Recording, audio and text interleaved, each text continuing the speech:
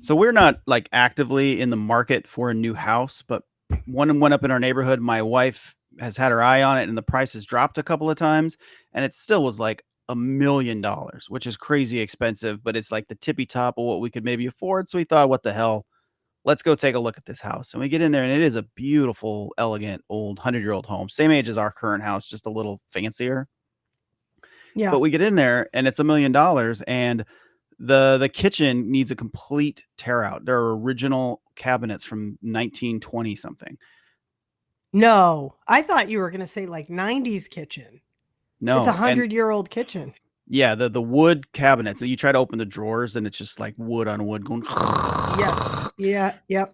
Tile on the countertop was probably redone in the 70s or 80s. All three bathrooms have to be completely remodeled. One of the toilets is like an original crapper. Pull the lever, Yeah. Yeah. whoosh. Yeah. Um, Yeah. and then there's this basement that's unfinished, but there's zero electricity in it. There's like lights, but that's it. So it's like all these things, and they're like, think of what you can do with this space. And I'm like, at $1 Yeah. million, With at least 200 grand more. That I'm just the bathrooms and the kitchen alone. and I'm handy. Like I can do a lot of this stuff, but I can't do all of it. And materials cost things, and like it just seemed crazy to me to have that. That's where we're at. This house is $1 million, and it's a fixer. Yeah. That's I don't. crazy. You say you're handy. Like, do you enjoy doing that stuff or do you just know how to do it? A little bit of each. There's things I like to do. I Yeah. mean, there's definitely things I don't like to do. Yeah. I'm sick of Like scraping and electric painting. work. Oh, yeah. Like I kind of like some electrical stuff. Like I'll rewire lights and stuff like that. I don't mind doing that. That's pretty easy to me because that's just like A to I do B to all that. C I've replaced all the lights. I've replaced outlets. And the thing that's so satisfying about that is how easy it is and how much money you save. for Gives me sure, so much satisfaction. right? In our house, so I mentioned ours is 100 years old. The people that lived there before us had to have spent dozens of hours painting the house when they moved in, right? They painted all the walls and the trim. They painted the trim white, and it looks very beautiful. But when you get closer, you notice it's peeling off because it's oil-based paint that they painted latex over, and No. it peels off like a sticker off of a backing. It's No. that easy. So I have spent the last 5 years going through the entire house, peeling, sanding, priming, painting every single bit of How trim in the rooms. how long did those people live there? That's such a rookie mistake in an old house. Yeah, 5 years they lived there, I think, something like that. Yeah. You think the house you guys just looked at, do you think it's an older couple? We don't know because they were out of town on a vacation, but Marissa, my wife, Huh. did look it up, the property information, and it's had 7 owners in 21 years. Oh, wow. Okay. And it's I was crazy to gonna me say too. it sounds like a family who's been there forever. I mean, that's what you get a lot of times when you're like, yeah, it still has the original kitchen, you know. I just have a feeling it's a whole bunch of people like us. They move in and then they can't afford to fix it up, and so then they That's move too out. much. But it I was love an crazy though old too. house though. Do you guys like old houses? I mean, we live in one. Our house Yeah. just celebrated its 100th birthday. Yeah. It's a cool old house, but we've done a lot of work. I mean, I'm constantly doing work on it, and for better or worse. Yeah. This other house too is crazy because they built a bathroom in the basement. The basement is completely unfinished, except for one corner of the basement where there is a full remodeled bathroom that no one would ever use because why would you go all the way down to the basement to take a shower when there's two upstairs? And I think they put it in simply to say we have three bathrooms to make it more sellable, and it's cheaper to build a new one in an empty space than it is to refurbish an existing one. I don't know. But the crazy thing was in the Yeah. basement, the guy who originally built the house 100 years ago was a dentist whose practice was in the basement. So there's this little corner that was his office, and there's like ether fixtures on the wall, like the ether used to come out of, No. and like a sink in the counter where he used to like clean up the blood, presumably. Oh God, that's crazy. We we live in a 10-year-old house. We bought it when it was brand new. And I do like living in a new house because my utility bills are super cheap. Hmm. It's really nice and warm in the winter and it's nice and cool in the summer. And there's not a lot of maintenance, but boy, these new houses are just crap. They're built like Disney sets. And I'm not even like I don't think mine was on the cheaper end of materials. I think they did some things really well. But I grew up in a house that was built in, I think, the 1870s. And that house was solid. Like the woodwork was solid wood and the walls were plaster and it had wide pine floors and it had like a back staircase from the kitchen and a front staircase at the front entrance. And when I go home, my mom doesn't live in that house anymore, but when I go home and I visit friends who live in these old Federalist or colonial homes, I'm like, man, this house is solid. Someone's walking upstairs and you can't hear it downstairs. In my house, I know exactly where everyone is at all times, which sucks when you have to go to bed at 8:00 at night. Yeah, totally. Or your kids are running around and playing and you're trying to watch TV downstairs and you're like, man, these ceilings and these walls are so thin. I mean, it's really hard to find a new house. That's quality. Because they're just cranking those things out. It's not like we have like Ryan Gosling spending 5 years of his life refurbishing our home to a beautiful mansion. We don't have that to it. We got to get on top of that. That house is beautiful. That house is beautiful. I'll deal with his personality flaws to live in that house. Welcome to Film Swap, the podcast where we challenge each other to watch the movies that we've let slip through the cracks or purposely shoved into the cracks for whatever reasons. I'm Angelica Thornton. And I'm Nick Voll, and today we're talking about The Notebook. It was a magical summer. Noah was a country boy. Allie was from the city. They met the night of the carnival. They had nothing in common, but after seeing Allie that night, something inside Noah snapped. Will you go out with me? No! No? From the best-selling novel by Nicholas Sparks. Oh, miss. How's about that date? Comes a story. It's normal not to forget your first love, but I want you for myself. Marry me? About what we long for. I saw your picture in the paper, and I just wanted to see if you were okay. What we settle for. I have a fiance waiting for me. What happened? Who did you choose? And who we're meant for. Why didn't you write me? I waited for you for 7 years. I wrote you every day for a year. New Line Cinema presents The Notebook. The Notebook is a 2004 film based on the 1996 Nicholas Sparks novel, The Notebook. It's set in 1940s South Carolina, where mill worker Noah Calhoun, played by Ryan Gosling, and rich girl Allie, played by Rachel McAdams, are desperately in love, but her parents don't approve.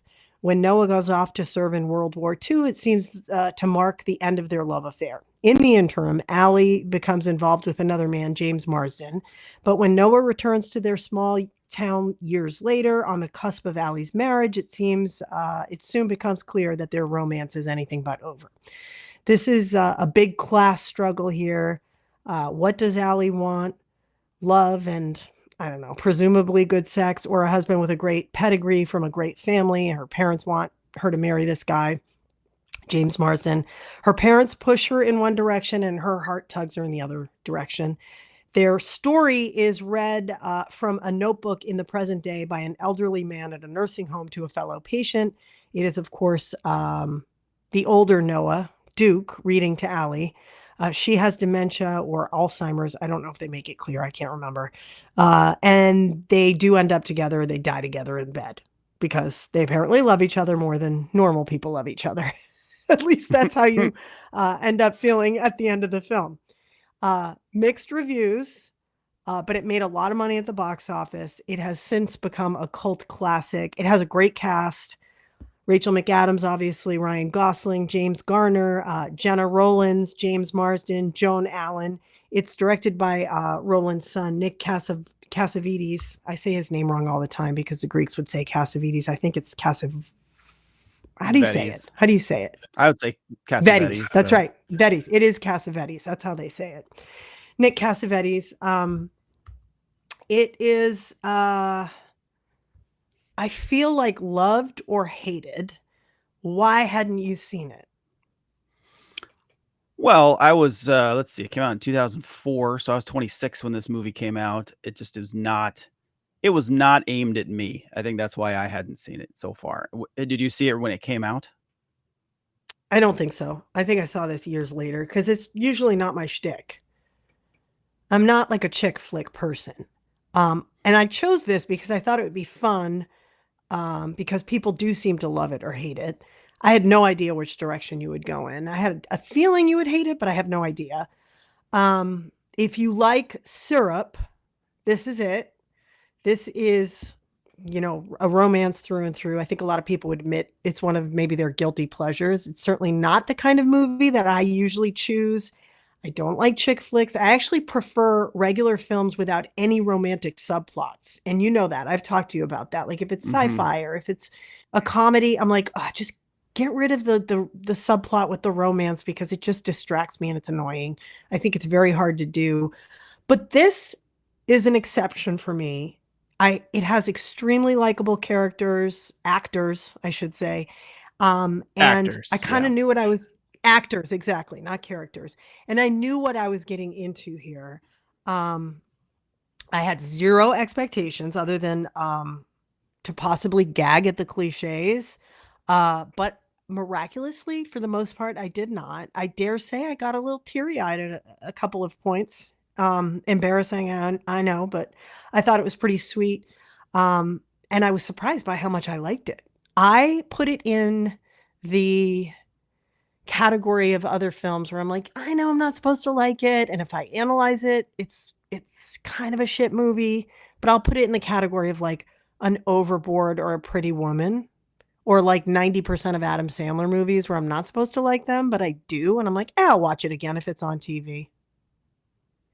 So wait, did you see this when it came out? I don't understand. Did you see it just No. now for the first time? No, I saw it probably like 5 years ago for the first time. Okay. But you saw it as a full ass adult, not like a young person. Yeah, not a kid. Yeah. Interesting. Because I know that 13-year-old girls fell in love with this and had crazy expectations through their teenage years. So I've never watched it from that perspective. I think there's a good movie buried in this piece of shit. I think yes. Like there are things that are good about this movie. Like one, it is a beautifully shot movie. It's gorgeous. The details are all really good. The set design, all that stuff's really great. There are beautiful people in this movie that you want to watch. I think that there are elements that work. This idea of like young love that is doomed because of circumstance. I think that's classic and timeless. I think everybody who was in high school, even if it wasn't a romantic thing, knew that at the end of school, there's going to be this people you're never going to see again. And so I think that there's some universal truth to that. I liked that the movie didn't really have a villain. Like mom was kind of a bitch, but she wasn't a villain. It was done out of love, I guess, and concern. Yeah, you could see how a mom would feel that way. You want the best for your daughter. It is the 1940s. You're looking out for her best interests. It's the way you were raised, blah, blah, blah. So I liked that it never felt like something sinister was going to happen. It just felt more like real life. You know what I mean? And I liked that element of it. I liked that James Marsden, that character, they could have gone really easy and made it seem like he's very charming, but then he turns dark and sinister and controlling. And he reacted like any nice, normal human being would react to any of this stuff. He was likable. In fact, my wife and I made her watch it, which she still hasn't forgiven me for. She remarked that he was a better match for her than Ryan Gosling. Like just personality there, they had a spark that I don't think Ryan Gosling and Rachel McAdams really had. I don't know. Ryan Gosling did that typical thing where he sort of underplays it. Like it worked really, really well in Drive, but for this, it just felt like he almost wasn't there. And so when you see somebody as bright and chipper and happy as Rachel McAdams' character was, her and James Marsden like just were on the exact same vibe. So like they seemed like a way better couple to me. But anyway, that's a side thing. James Marsden's character in this reminded me of Patrick Dempsey in Sweet Home Alabama. Have you seen that? No. Oh, well, we'll put it on the list. We'll talk about it another time. Okay, so carry on. Okay, sorry. So those are the good things. I mean, and I do. It was weird too, is because I don't think Ryan Gosling was really right for this part, but he is very watchable.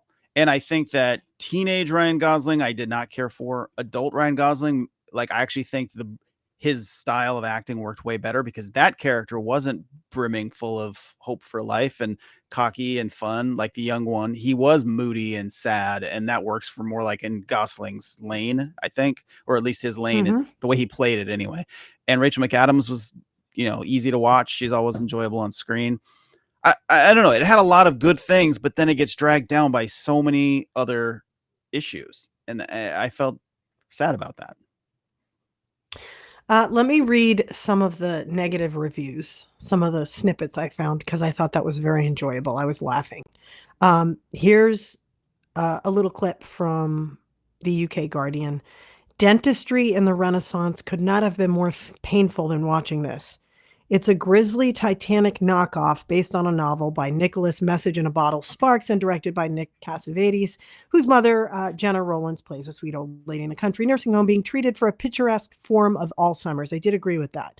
She's having a love story read to her from a well-thumbed notebook by this humbly adoring geezer played by James Garner, so we get the story in a sunset-hued flashback.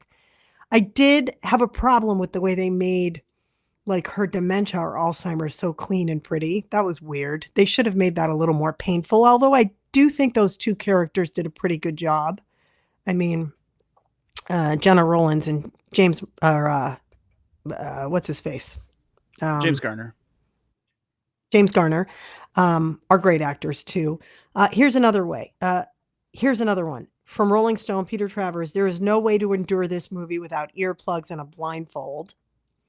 Cassavetes isn't much of a director, and he never settles on a mood, which he seems intent on ruining with hiccups of goofiness. Okay, so I think the Peter Travers line is a little bit extreme. I don't think it's that bad. I do think, and this might be what you were just hinting to, the younger Noah is too goofy. Don't you think? Goofy. I think goofy is even the wrong term. I think the guy's a train wreck that any woman should run away from. His behavior with the stalking of her and. Oh, so I saw a lot on that, and I've heard a lot over the years on that, and I have zero problem with the way that he hung off the Ferris wheel or had her lie in the street or wrote her letters, and people are like, that's so toxic. He's stalking her. I'm like, no, shit like that happens all the time. And it certainly happened in the 40s. And it is definitely a character flaw, but I don't think it rises to the level where I'm like, what a psycho. Why would she fall for him? Because any girl in her shoes would. Even if she was uncomfortable on a Ferris wheel and she, like he kind of forced her into a first date, I can see how their romance would have evolved the way it did. Yeah, I mean, sure, I guess. It's not all of those things that I think are terrible, like the letters I don't have a problem with. And I get the whole like Ferris wheel, like teenager trying to impress a girl. I get that. It's the tracking her down on the street, and the moment he says something like, when I see something I like, I gotta have it. And just this idea that this whole movie is effectively from his point of view, like she is there to satisfy him. And so I feel like that just sort of sets the stage. And also with this idea that these are 14-year-old girls, teenage kids watching this, really connecting with this movie, it's like this behavior, we are meant to appreciate his behavior, and it's weird stuff that you would not tolerate in real life. And I guess that's romance movies in general, right? I mean, most rom-coms consist of, criminal offenses constantly, but I just found it all. Yeah, I just found his character less likable as a result, I guess. Yeah, I thought it. I looked at that part of Noah's personality as he was literally a kid, like a teenager, and they're idiots. They make mistakes. Yeah, and you still fall in love with them. I can think of at least 3 idiots I fell in love with when I was young. Would I date that person now? Not in a million years. I mean, I look back on my first love and how freaking heartbroken I was when we broke up. And I couldn't feel, what am I trying to say here? Less compatibility with anyone than this person in my mind. But at the time, I literally felt like someone had ripped my heart out of my chest because I was a stupid 19-year-old. And so that's how I see Noah and Allie falling in love, even though they're fighting, even though you see as an adult they're not right for each other, and he's acting like an idiot and she's not standing up for herself or making good decisions. But I feel like a lot of us have been there. Yeah, no, I can't disagree with that. I mean, I was the idiot when I was in high school or whatever who over committed and committed Yeah. myself. You know what I'm saying? Yeah. Sure, I can't argue with your point as much as I would like to. That's why it always shocks me when I find out people who met in high school or met as teenagers at all, even in early college, are still together and happy. I always want to give them a medal because I feel like before you have the kind of life experiences you can have in your 20s, it is so hard to meet a good match and to grow together.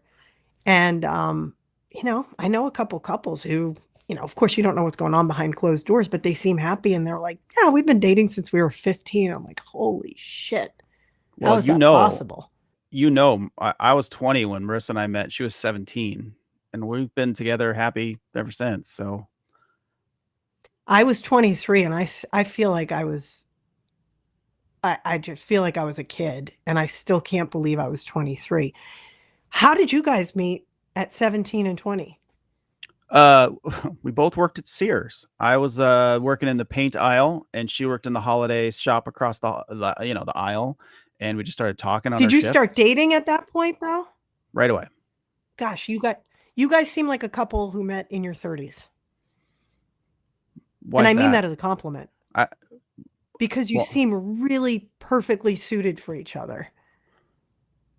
I mean, You yeah, got lucky? I mean, I some think people so. do. We grew up together effectively. I was extremely Yeah. immature when we met, Yeah. and she was more mature. So, like, I don't know, we were on the same Yeah. level, and I don't know. It's just weird how it works. I thought about that, like how 1 in a million it is, kinda. It is. I really think it is. Well, let's talk about the All movie right. a So little how bit else more. did this movie suck? Well, first off, it was way too slow. And so and I think that's a big problem with the writing because you have these scenes where you're watching them fall in love, which is great. You need that. But what they're talking about is so uninteresting and boring. And like, I just found myself, my eyes drift into my phone. You know what I mean? I was doing the New York Times crossword puzzle for a minute. Yeah, just like, all right, we get it. Just move on. But it's hard because, you want to earn that. You want to earn this sense that they love each other and they're falling in love, but it still needs to be interesting to watch. And I just felt like it moved way too slow. So that's part of it. I absolutely hate the framing of the old people reading the Notebook. Like the young people's romance is interesting on its own. I think you can have it be that without the bookends of grandpa and grandma.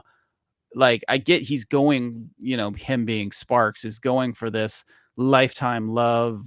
It's supposed to be this twist almost.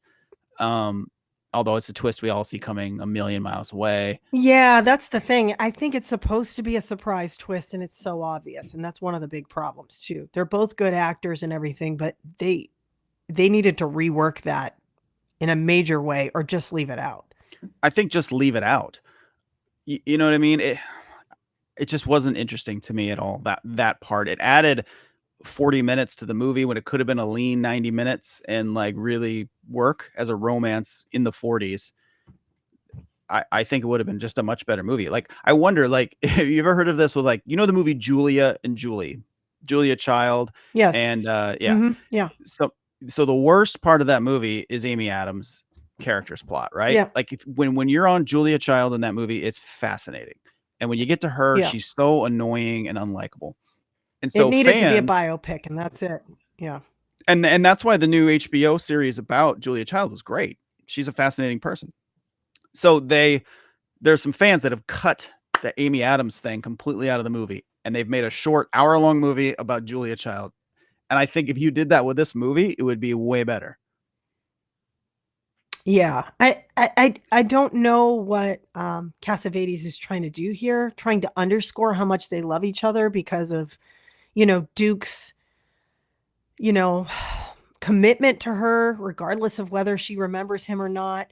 The whole thing with the family coming in and having this weird distant, like cold reaction to their mother, not knowing who they are, and like, Dad, you should come home and give up on Mom. It was very weird to me. That whole scene with the kids and the family was so strange. Mhm. So I don't know. I think undying love was the message that was supposed, especially, with them dying in the bed together at the end and stuff. Well, I have some other comments on But that. yeah, I don't think that was necessary. I agree with you. I like those two actors though. But I don't think it was necessary for the film. Yeah, I don't think it worked at all. So to me, when I was watching the movie, like I literally laughed out loud when they died in bed together. I was just sitting there and I just started laughing because it was like, to me, the plotting of this is like something that, we watched that movie. I'll think of it, written by a 15-year-old girl a while back, The Outsiders. This to me, some of the plot twists in this movie felt exactly like something a 15-year-old would write. That seems so epic when you're 15 and have experienced nothing. And you're like, so I was thinking to myself, how would you describe this? And the best way to describe it is in the voice of like a skateboarder, like, brah. So, okay, they were like totally in love, right? And then check it. It's lifetime love. And dude, he goes into the bed and they fucking die together. Like, oh my God. Like that to me is like the best way to describe it. And how did they die? Did they just both happen to die, or what was that all about? Well, he had his heart thing, so we know he's dying, and she has dementia, so they just choose to die. Just coincidence, just fate. It's romance. Don't you get it? It's romance. They died from just loving each other so much. God, that's beautiful. The stars just lined up just for them. It really is. I love Joan Allen. I want to talk about her because I don't feel like she's in enough movies. I think she's great. And the little story of her mom and her long lost love with this blue collar worker, I think, but he worked in the lumber mill as well or whatever. I don't remember. I would love more of that backstory.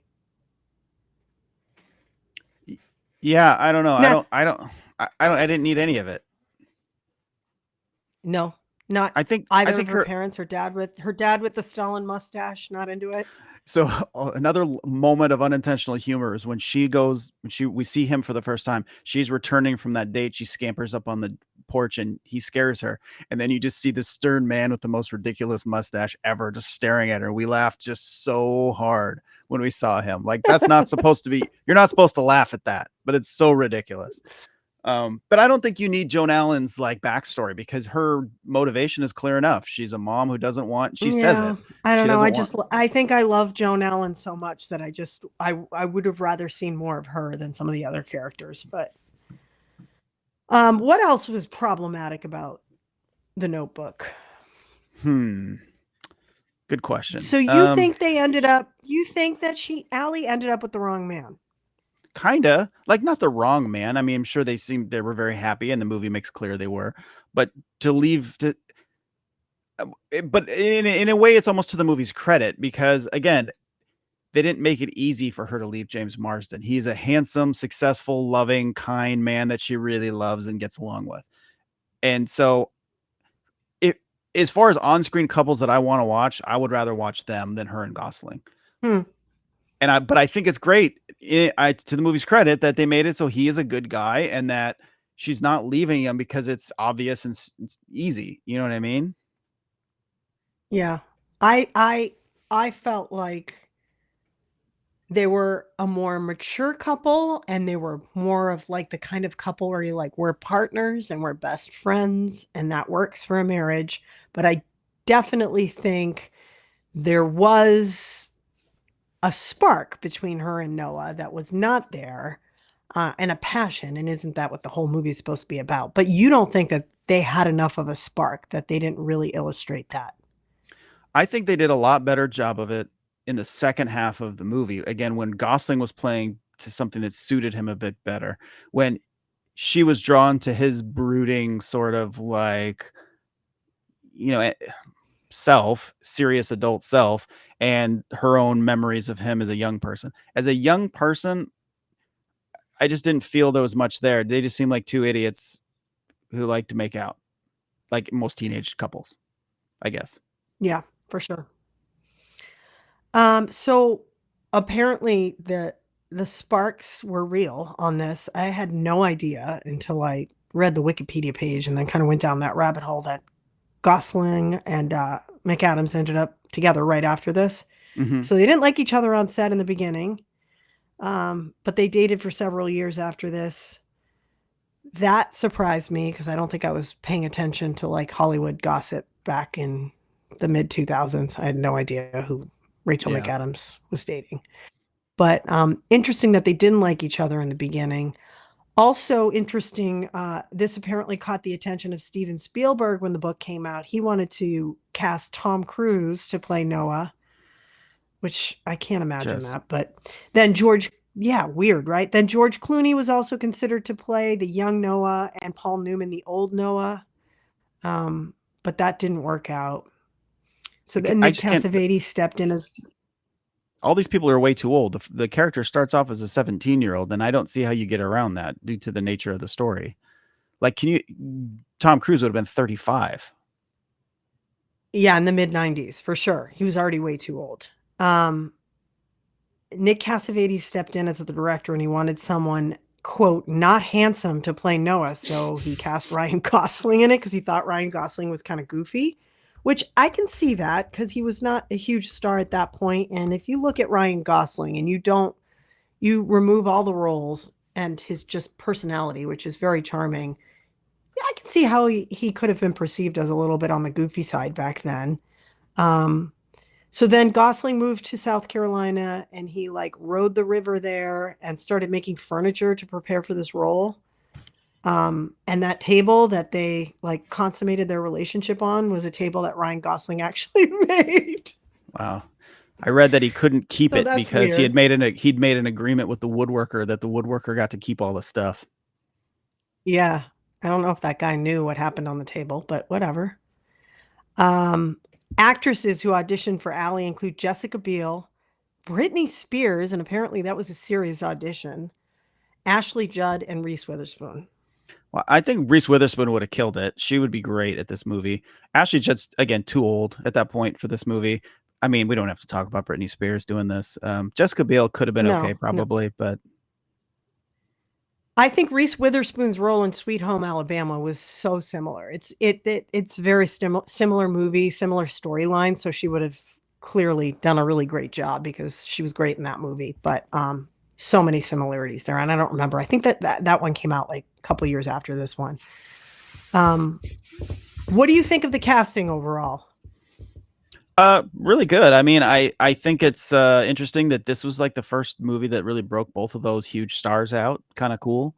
I mean, Gosling and she had been, I think Rachel McAdams had 2 or 3 things right at the same time because she had Mean Girls and Wedding Crashers right at the same time. And right, but that was pretty cool. It was like, it's always cool when a movie catches people on the way up, sort of. James Marsden was great as well, I thought. I don't know, man. James Garner was great in like Support Your Local Sheriff and that sort of old school movies. I don't think, maybe it's because he is so famous and he is so himself in everything. To me, he's like Tom Cruise in that way. It's like he rarely acts. He just is James Garner. So I don't know, that I didn't love as much. I thought Gina Rowlands was good, but again, I don't know. So yeah, I liked the casting. I thought there were so many things they got right and they were let down by the writing. And I think that you get that repeatedly, like all of that Nicholas Sparks stuff. I just feel like the dude's a terrible writer. Yeah, what else has he done? I don't know if I've seen any movies that his stuff was based on. There's like 8 movies made by about his books. And I don't think I've seen any of them because I'm not into that, Let's see. There's The Choice, The Longest Ride, The Best of Me, Safe Haven, The Lucky One, The Last Song, Dear John, Nights in Rodanthe, A Walk to Remember, Message in a Bottle. I think I saw Nights in Rodanthe. And I watched that because, it's like It's on the Outer Banks. Isn't Kevin Costner in that? And I think I quit it. I stopped watching it. So like a third of the way through. Knights in Rodanthe has Richard Someone's Gere. in that. Kevin Costner's in Message Oh, in that's a right. Bottle. That's right. Yeah. Okay. So and I quit that one because Knights in Rodanthe was not good. it's like And a that's high not worth budget, it. relatively big budget Hallmark movies, and so I don't know. That's right. It's a lot of white people falling in love. It's basically what it is. Yeah. Yeah. And I don't know why I like this movie, but I do. It's like I said, guilty pleasure. I have a couple other ones like that. Like what? Now, like what?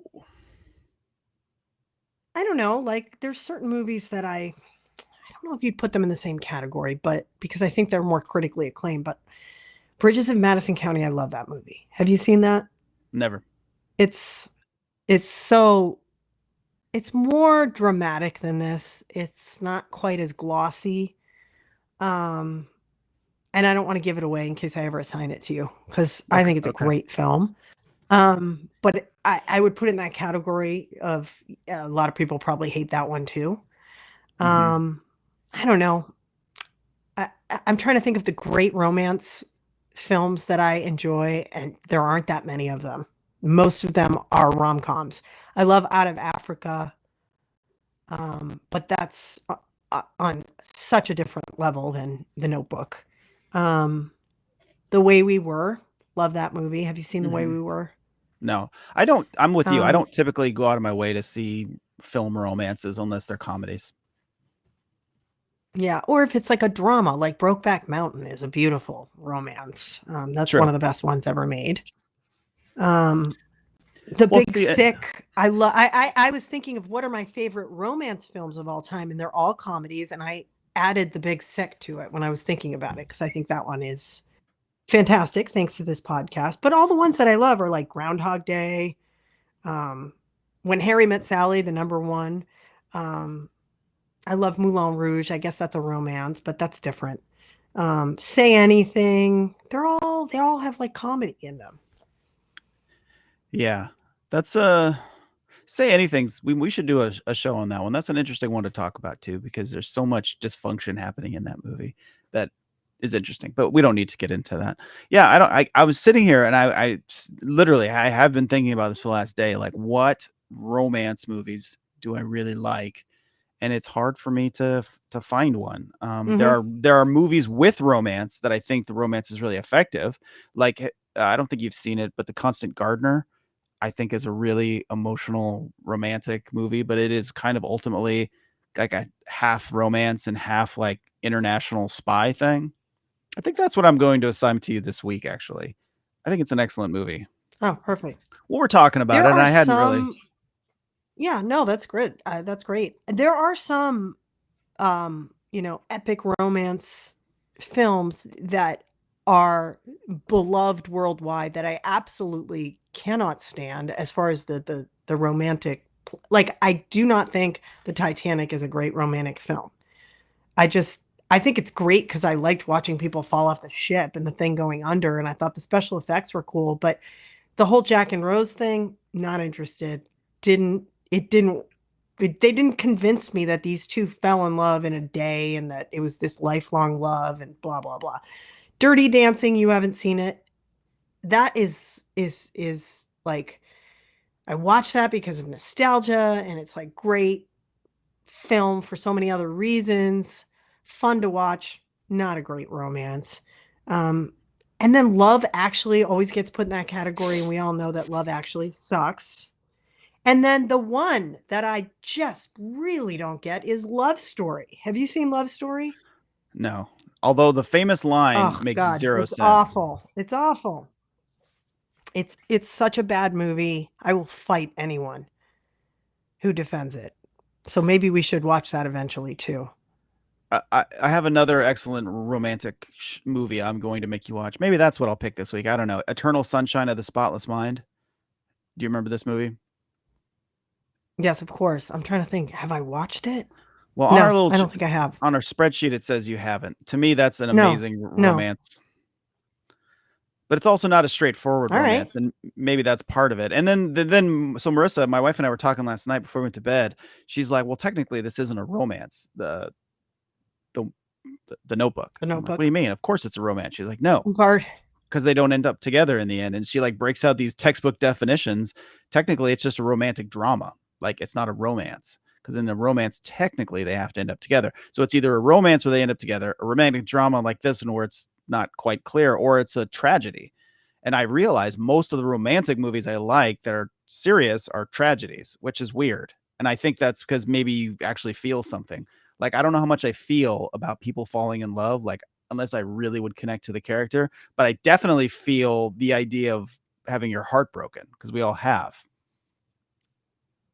yeah, I agree with you. I'm looking at my list, and almost every single one of the ones that I love, like Moulin Rouge, for example, it's tragedy.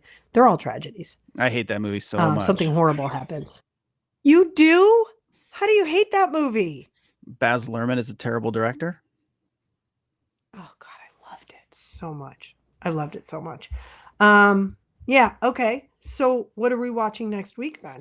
All right, I've decided. We're going to do Eternal Sunshine of the Spotless Mind, because I think as far as movies that made me feel something, I've never cried at a movie, but this is probably as close as I've ever gotten. You've never cried during any movie? I'm from the Midwest. Oh my God. I can't think of movies where I didn't cry. I mean, that's how much of a sap I am sometimes, but You got to take those feelings and stuff them into your shoe, and eventually they'll just go away. That's the Midwest way. okay. Okay, so Eternal Sunshine of the Spotless Mind and Nick cried, and I'll figure out where. I guess I didn't as I'm cry. watching. God damn it. Don't say that. I didn't cry. You almost cried. You almost cried. I almost cried. I almost cried at Eternal Sunshine of the Spotless Mind. In fact, it's one of those movies, and there's like a list of movies for me. And actually, the one I mentioned earlier, Constant Gardener, I can't watch them often because I always feel so funky after I watch them. Like I feel sad after I watch them, like in a good way. Yeah. But like I just don't want it. They actually affect me. Whereas like most movies, I Yeah. enjoy or I can appreciate or I hate, but I don't take it with me when I'm done. You know. Yeah, So. you know, a movie is having a huge impact when you think about it when you wake up the next morning, and it just kind of lingers there all day. Right. Exactly. Like. So yeah, that'll be really fun. I mean, it won't be fun. It'll be enjoy. You know what it'll be. Okay. All right. All right. Hey, and Say no more. speaking of love and such, you just had your wedding anniversary. I did yesterday. Happy anniversary. How many years is it? 17 years. 17 years. 17 years since our wedding. 25 years since we met. That's crazy. So you met Bill right around the exact same time I was meeting Marissa. Because we met in 1998. Yep. I met him on Valentine's Day at like 1 a.m.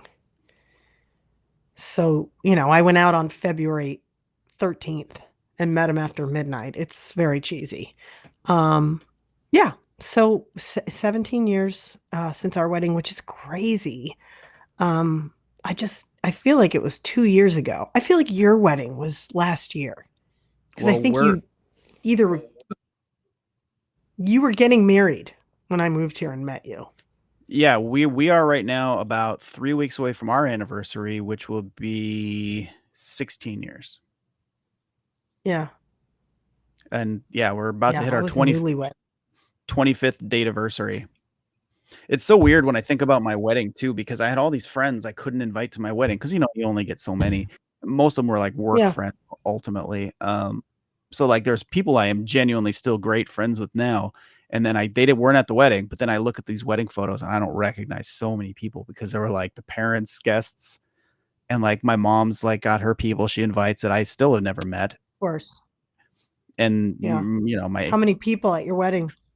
Yeah, a little over 100, like 125, something like that. There's also, it's fascinating too, you think about, okay, Marissa and I have been together all this time. How many people in these photos are now divorced from the people that they were with that, you know, so I haven't seen these people in years because they're divorced now. Yeah, there were a couple people I want to cut out of my wedding album who are not in the picture anymore for various reasons. I mean, Bill's 53 and I'm going to be 49 in a couple weeks. So there are a ton of people.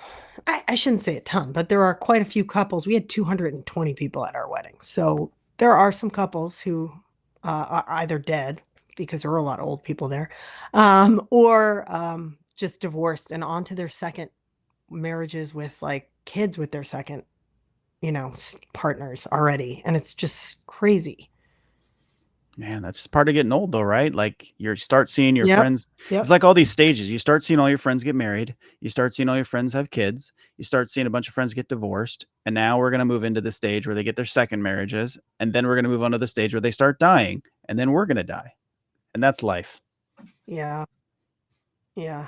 I'm in the everyone's kids are going to college phase, and they're all trying to deal with that. I was just home last week and I have a lot of high school friends, all my high school girlfriends. Surprisingly, none of them are divorced. They've all had pretty long marriages like mine. But I would say 3/4 of them are about to send kids away to school, or they have kids in college or just graduating from college. And it's crazy for me to watch that process. And I'm a little freaked out by it. It's really hard. Especially if it's like your last kid getting sent away to college and you're about to, be at home without the kids and back to your life with your partner pre-children. I don't think any of us in this country, especially people who have careers like you and I do, prepare enough for that. Because we build our whole life around our kids. It seems like one of the biggest life changes for sure. It's like when you move out, when you get married, and then when your kids move out, even more than when you have the kids, because I don't know, because I guess part of it is because it depends how you approach any of these things. Is it a good thing? Like I think for most parents, they don't want their kids to move out. So it feels like a negative thing, right? Because you want your kid, you want to love your kid in your house forever, obviously, but they also have to be let go. But if you want your kids out, like I've met people who are like, I'm so glad my kids are out of the house. I'm so sick of having to deal with teenagers. Yeah. I get that. Yeah. I don't know. It's interesting to me. It becomes hard, I think, if you are someone who's given up a career for your kids and your world revolves around them. And I'm not using any of my friends as an example of this, but I do know people who I'm just a mom or I'm just a dad and I gave up my career and this is what I'm going to focus on. Nothing wrong with that. But then everything else kind of vanishes. And so they don't nurture those relationships, including their partner, which is a huge problem.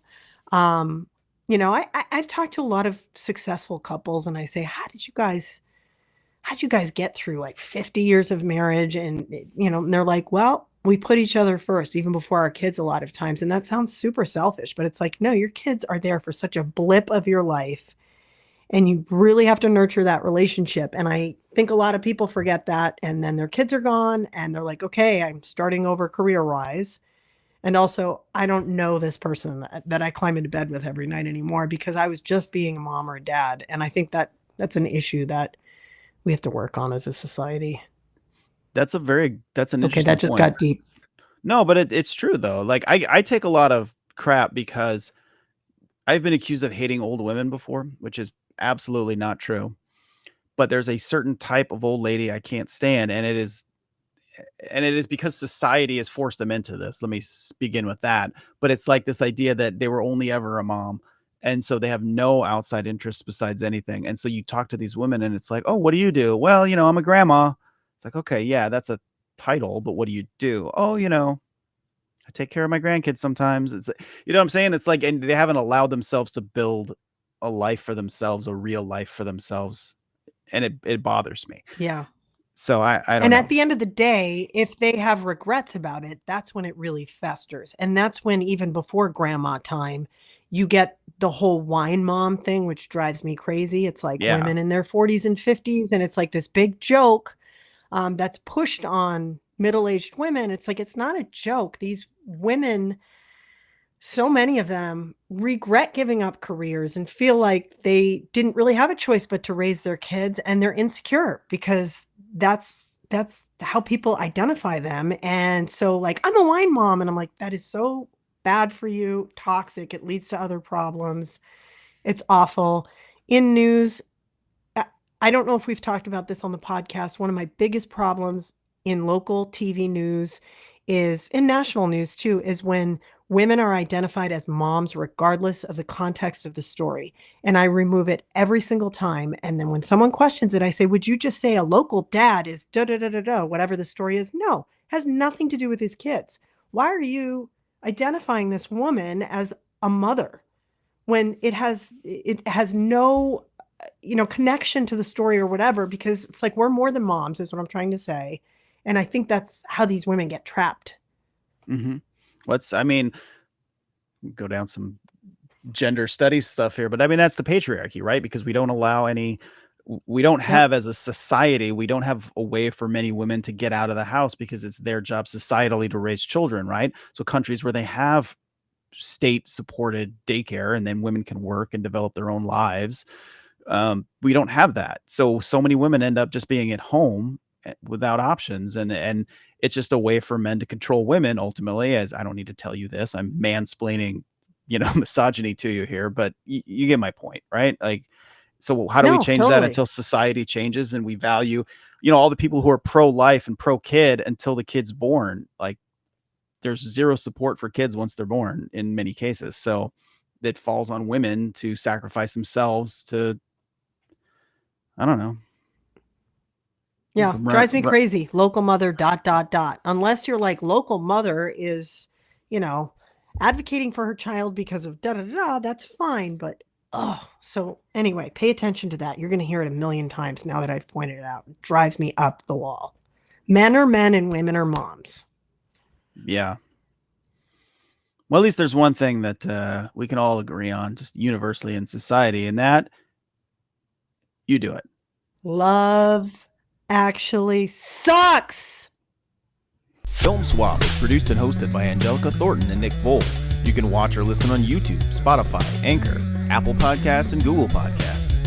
Follow Angelica on Twitter at Angelica KATU and follow Nick at Nick Voll. Share your thoughts on the films we discussed there, and we might just read them on the show. Music by John Michael Farley and Nick Voll.